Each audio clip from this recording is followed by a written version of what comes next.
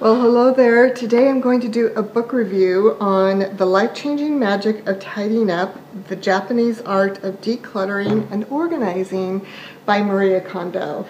I'm sure you've heard about this book. It's been very, very popular the last few months.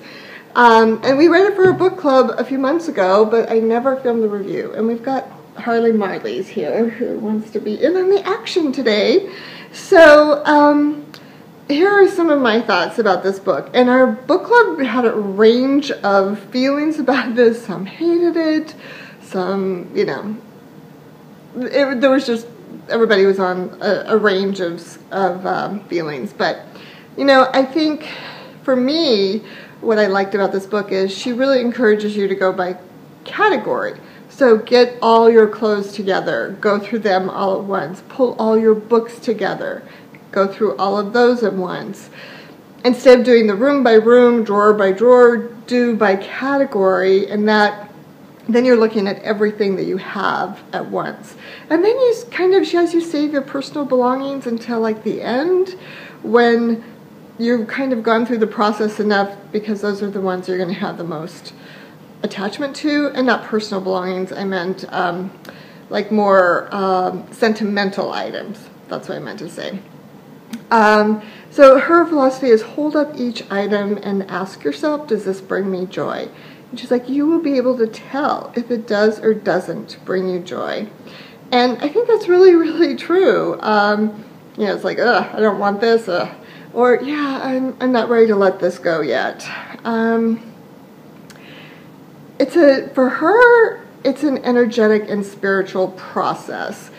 And what I mean by that is, and quantum physics talks about this too, that every material object thing has a vibration, which is atoms and molecules, and there's a frequency. And so, if you have things in your house that aren't serving you or whatever, that those aren't bringing you joy, it just ties into that. Now, does she go a little extreme that she comes home every night and takes everything out of her purse and lays it out, letting it breathe, and then she puts it back in the morning?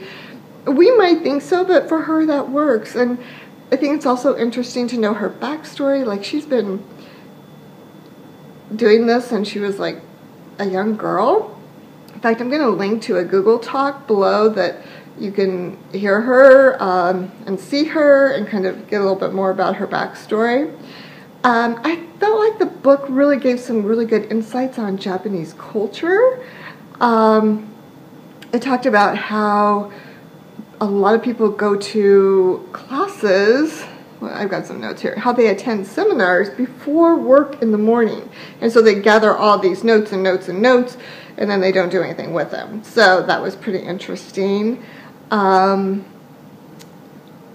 They visit shrines, and then they get things that expire. So very interesting on, just, again, for me, I've picked up threads of learning more about the Japanese culture.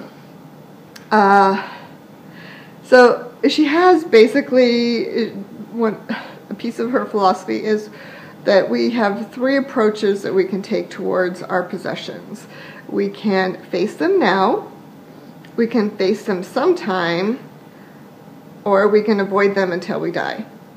And I think that kind of sums it up. So it's a really, for me, I found it a good book to motivate me to, like, okay, I need to dig in and go through things, and I found it helpful to do it more by category.